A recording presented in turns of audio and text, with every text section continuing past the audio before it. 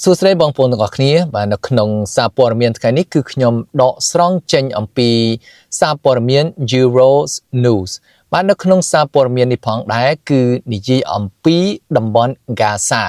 ដែលជាសង្គ្រាមរ៉ាំរ៉ៃមួយគឺ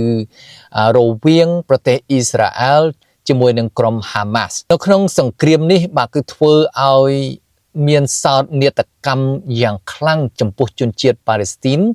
បាទជាពិសេសទៅតាក់ទងទៅនឹងកុមារផងហើយនឹងប្រជាជនស្លូតត្រង់ដែលមានការខ្វះខាតនៅអាហារបរិភោគជាពិសេសទៅក៏មានការបាត់បង់ជីវិតដល់កុមារជាច្រើនផងដែរនៅក្នុងសារព័ត៌មាននេះគឺបាននិយាយថាប្រជាជនប៉ាឡេស្ទីនជាច្រើនរាប់ពាន់រាប់ម៉ឺននាក់បាននាំគ្នាប្រញ៉ៃគ្នាឬក៏ស្ទុះស្ទាចូលទៅក្នុងឃ្លាំងស្បៀងអាហារចូលទៅក្នុងឃ្លាំងស្បៀងអាហាររបស់អង្គការសហប្រជាជាតិបណ្ដាលឲ្យមានការបាត់បង់ជីវិតផងដែរខណៈដែលវិបត្តិភាពអត់ឃ្លាននៅតំបន់ហ្គាសានេះគឺកាន់តែអាក្រក់ទៅបាទគ្រាន់តែទៅបើកអំណោយឬក៏គ្រាន់តែទៅបើកស្បៀងអាហារមានន័យថាគ្រាន់តែទៅបើកស្បៀងអាហារនៅកន្លែងអង្គការសហប្រជាជាតិនោះគឺប្រជាជនខ្លួនឯងនឹងគឺថាប្រជ្រៀតចូលហើយនាំគ្នាសម្រុកចូល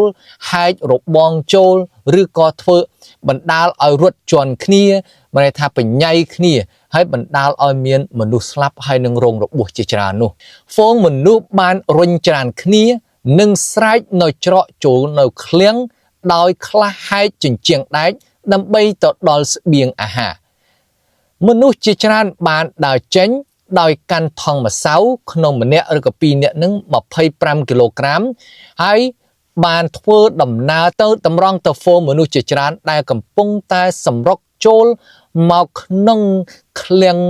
ជំនួយឬក៏ឃ្លាំងអាហារទាំងអស់នោះហើយការរត់ជន់គ្នាឬក៏ដណ្ដើមគ្នានឹងបណ្ដាលឲ្យមានមនុស្ស2នាក់នឹងគឺបានស្លាប់ហើយនឹងរងរបួសជាច្រើនអ្នកទៀតការដណ្ដើមអាហារគ្នានេះគឺបានបង្ហាញអំពីវិបត្តិកាន់តែអាក្រក់ដោយតំបន់ហ្គាសានេះគឺជិតមានទុរភិក្សដ៏អាក្រក់បន្ទាប់អំពីការដាក់កំហិតរបស់អ៊ីស្រាអែលក្នុងរយៈពេល3ខែមកនេះភាពមិនច្បាស់លាស់នៅតែមានចំពោះអ្នកដែលបានបើកការបាញ់ប្រហារកាលពី1ខែមុននៅឯកន្លែងផ្ដល់ជំនួយដាច់ដោយឡែកដែលមានមនុស្សម្នាក់ស្លាប់ហើយនឹងរាប់សិបនាក់ទៀតរងរបួសទីភ្នាក់ងារជំនួយគឺបាននិយាយថាចំពោះប្រព័ន្ធឬក៏របៀបនៃការចែកជំនួយទាំងអស់នេះឬក៏ការទទួលបាននៅជំនួយទាំងអស់នេះគឺមិនគ្រប់គ្រាន់ទៅនឹងតម្រូវការរបស់ប្រជាជនដែលមានចំនួន2លាន3សែននាក់នៅហ្គាសានេះទេហើយម្យ៉ាងវិញទៀតនោះគឺថ្មីនេះកាលពីម្សិលមិញថ្ងៃទី28គឺបេសកជនប៉ាឡេស្ទីនមួយរូបគឺបានធ្វើសេចក្តីថ្លែងសន្ទរកថានៅឯអង្គការសហប្រជាជាតិនោះគឺថាកំពុងតែថ្លែងនៅសេចក្តីថ្លែងការណ៍នឹងគឺមានភាពតក់ស្លុតថ្លែងការបណ្ដាលស្រែកយំបណ្ដាលហើយគាត់ក៏បានគោះតុកយ៉ាងខ្លាំងផងដែរបញ្ចេញអំពីទុក្ខសោករបស់គាត់ដែលនៅតំបន់ហ្គាសានឹង